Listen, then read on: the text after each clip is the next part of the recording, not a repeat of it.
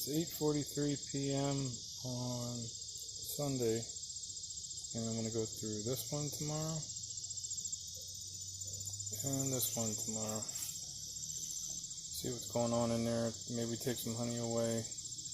Maybe boost some other colonies with some of these bees. I don't like taking hives this many boxes into wintertime. So let's see what happens tomorrow.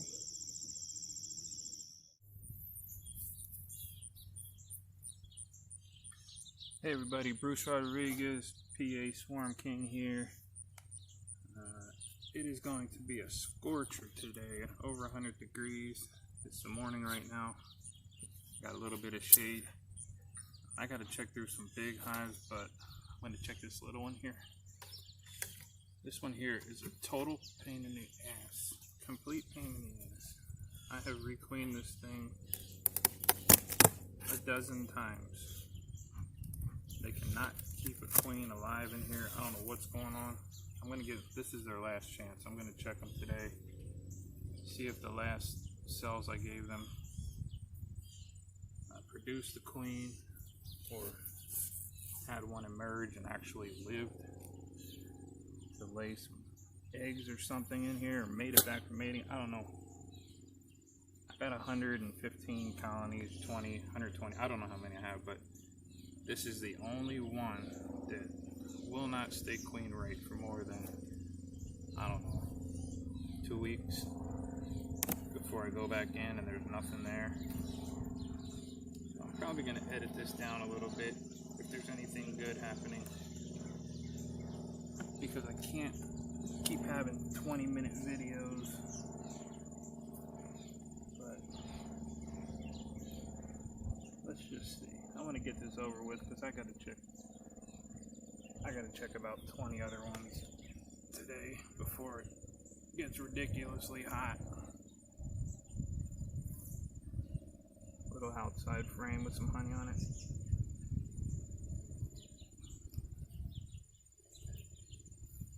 I think if they don't have a queen this time, I'm just gonna combine them with somebody. I'm sick of this thing. I have no explanation for it. Now, someone was talking about foundationless frames the other day. Was having bad luck with them. I really like them. This seems to be a storage frame. I'll put it on the outside.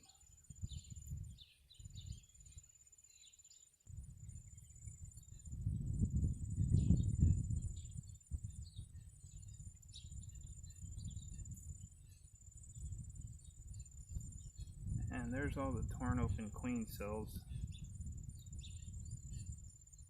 from the last time I put a frame in that had fully capped, ready to hatch queen cells from one of my favorite colonies. So somebody emerged here and killed the other ones. There was, I think, 3 cells on this frame. And that would have been about almost 2 weeks ago. So whoever it is should have made it by now, and at least has a couple eggs somewhere. This is their last shot. I'm sick of this colony here.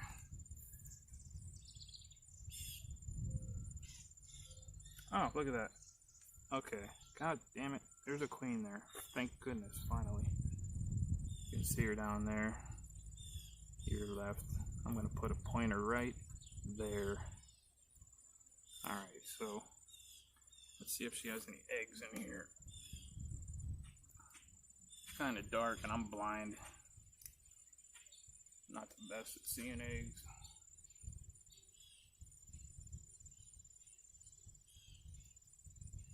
I can't see any.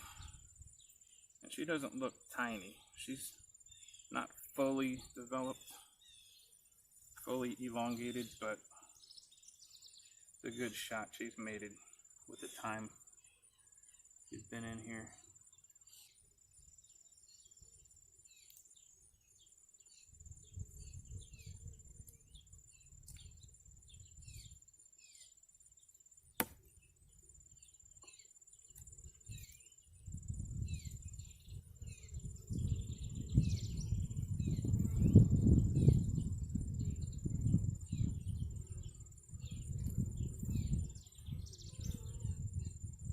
Another foundationless frame.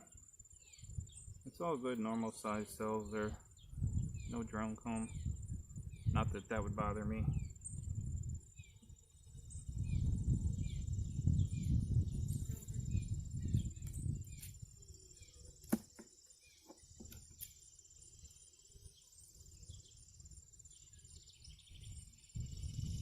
Another foundationless. A little bit of storage cells, but no drone comb. It's not fully drawn, but that's okay. Alright. So I don't have to shake these out and get all mad and stupid because they're just gonna have to fill this up with the coming flows that we have. It's gonna be the spotted lanternfly flow, and then hopefully some goldenrod. They'll overwinter in this one box. And I'll probably be feeding too, just to make sure everybody's nice and heavy. Alright, so good. We're good here. Let's go to the next one.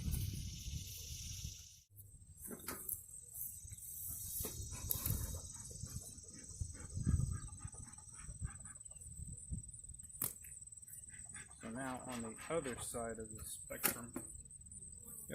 spectrum, from that other hive, this is one that's never been recleaned.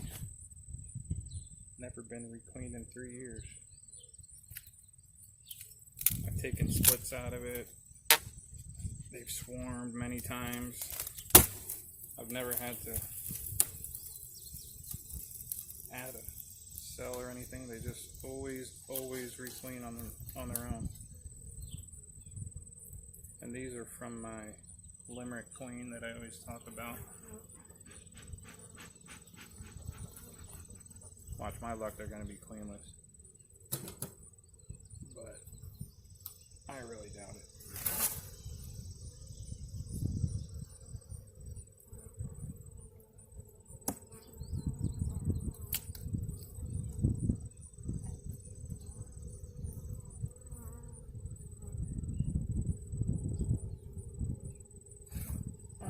Oh man, got me right in the freaking thigh. Come on now. Alright, you can go now.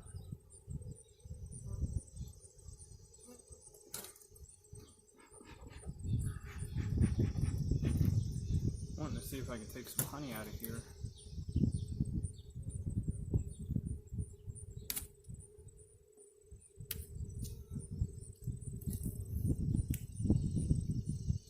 Yeah, I would say I could take all these frames out of here. I don't know if you can see from the video, but this is 1 deep and 3 mediums. I very rarely let colonies get this tall, but things happen. I'm not a honey producer. I don't try to produce tons of. Oh, look at all this crap.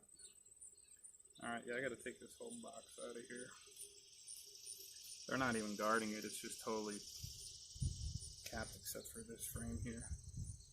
Yep, they're all capped. Take that in. Extract that later.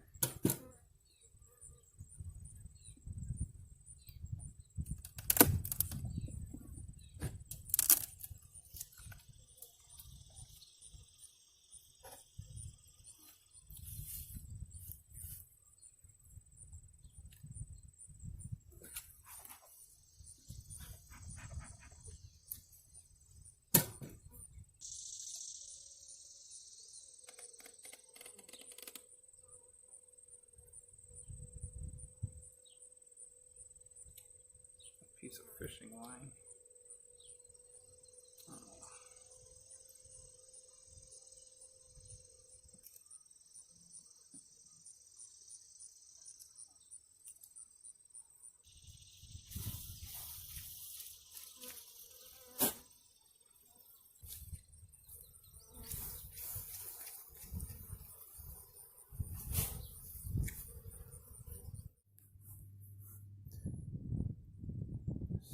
Camera up here.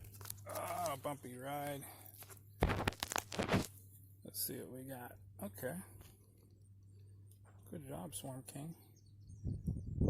Okay.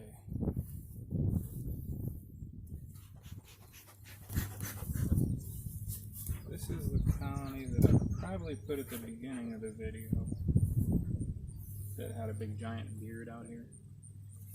So this one's pretty strong. I don't know if they're gonna let me inspect them in t-shirt and shorts. We're about to find out. If I quickly disappear from the camera, that means I'm running out into the cornfield somewhere. Because if they want to get me, they certainly can. I'm in the shade right here, but the sun is blazing right behind my beautiful tripod.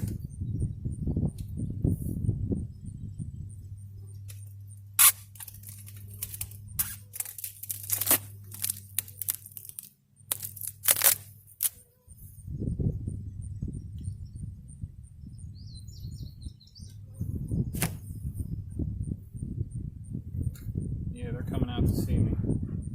This might get ugly. I'm gonna give them a little extra smoky smoke today. Just to let them know Papa's here. I'm gonna get your ass back in there. Go down a little bit. Oh man, I got a big thing on the back here. Yeah, I'm probably not gonna do this one like this. Gonna have to put a suit on.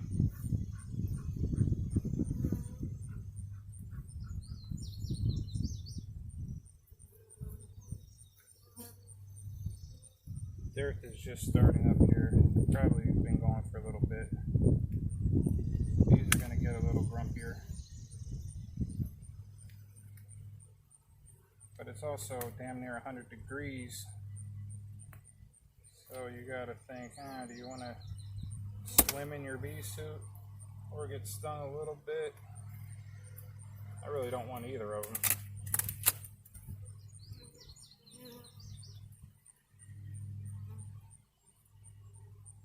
I'm gonna see what they're gonna let me do. Man, that lid is stuck on there. I like to use the foam as the inner cover. Sometimes just leave it on from winter time and they chew a nice little entrance in it. It works perfectly fine. Sometimes they'll chew a little bit up and it'll get into the wax up here, but this one isn't doing that.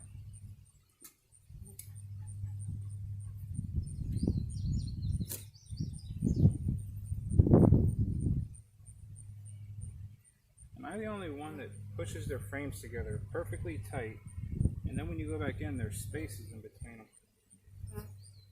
I don't leave spaces between my frames ever, unless I'm putting 9 in a 10 frame box. So I don't know how the hell that happened.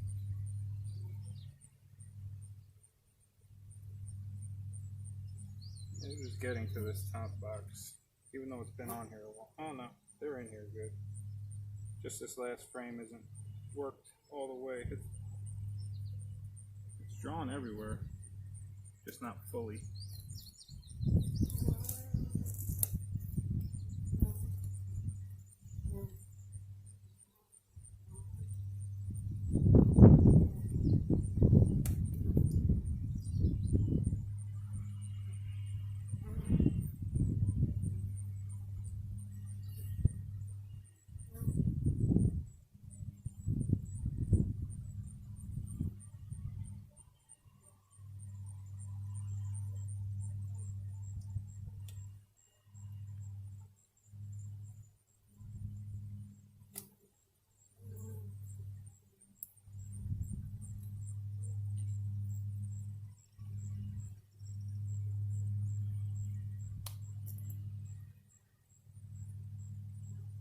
These frames up in the top box are not fully capped. Probably means the one right underneath it is fully capped. But right this minute, I'm not going down there. That's going to take a lot of time. Not a lot of time, but more than I want to put on a video.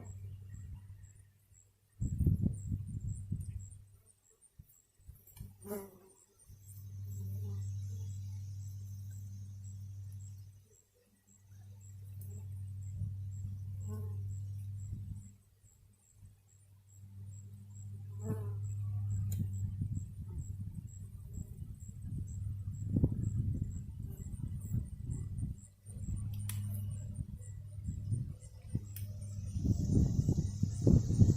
I wanted to know if they still had a little bit of room up here to do some work, and they do.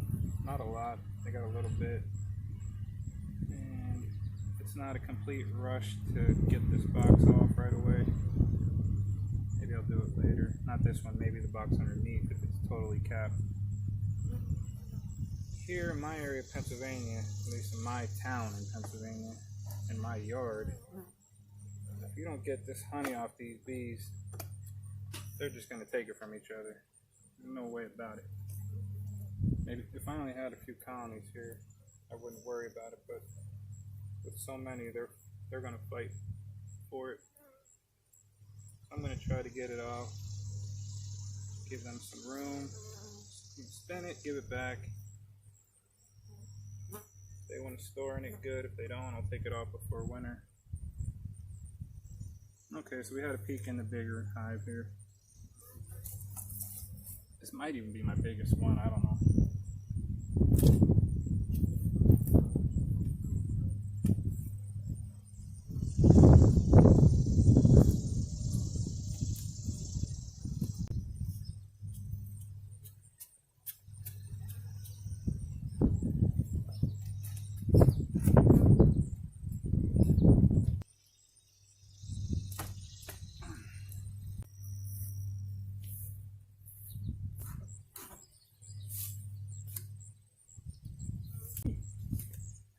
Alright, let's see what this one's doing. This one's 1, 2, 3, 4. 4 10 frame mediums. Again, I don't like big hives. We gotta do all that stupid honey business that I'm not in the business for. But, you know, it's not a big deal.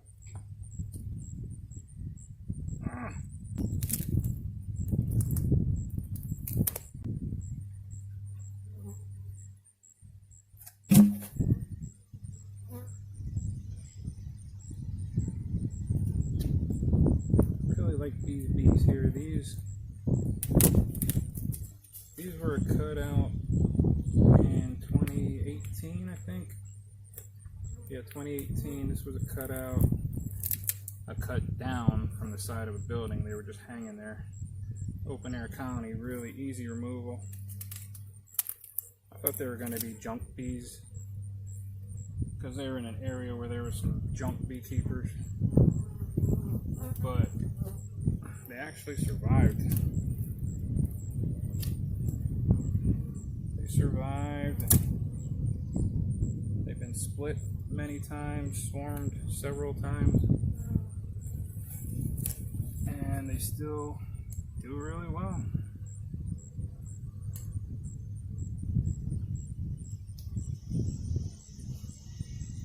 And if you think the feral bees can't live in a big colony, I don't know. This is a small colony here. But I hear that a lot. It's not just one person or anybody.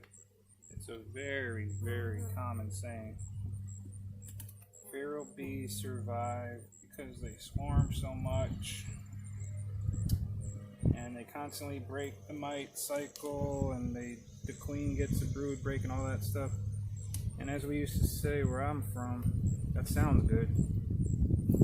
Sounds good. But in reality, bees have been swarming for millions of years. They didn't just figure something out that suddenly, something they've been doing for millions of years. Fights mites. Okay, good. These bees have plenty of room up here. So, constant swarming may help some crappy bees, but it's just what bees do. Yeah, these swarmed. Yeah, that's because I didn't fight swarming tooth and nail with these bees. They were going to do it anyway. And if splitting and brood breaks was all it took to be a successful beekeeper without treatments, then that's all people would have to do. Think about that. Someone will say to me, yeah, your bees survive because they get brood breaks. Okay. Well, then why isn't that the only treatment for mites then? You can brood break all you want. If you're a treater, you're going to treat. That is not going to anybody specifically. That is not firing shots at any person on Facebook or YouTube. That's not going to a specific person. That's going to everybody. Everybody. Who says that? Everybody who says that. You can say it so many times, it starts to actually sound like it makes sense. But if you just think about it for a minute, you realize it's silly. So stop being silly, people. Don't make up excuses for why somebody's bees survive. They still have some room up here. I'm not messing with them.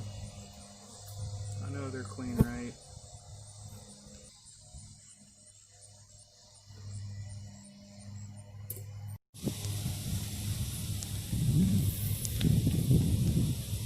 A little update on the barrel colony. When I first brought them here, I thought they were getting their pants robbed off with all the activity going on over here. They were going crazy, but they seem to have calmed down and are just getting back to work.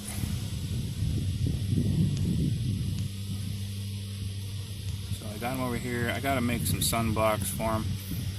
Originally, this barrel was sitting in a spot where there was absolutely no sun ever going to hit them. It was surrounded on all four corners by buildings, so it never had any sun, never had any rain on it. It was totally dry and perfect. So during this extreme heat time, I'm going to put some sunblocks around it just to keep some shade on it. And then maybe next year, depending on where they live or die, I'll move them back into the woods a little bit where they won't get any sun. Alright, see you on the next one.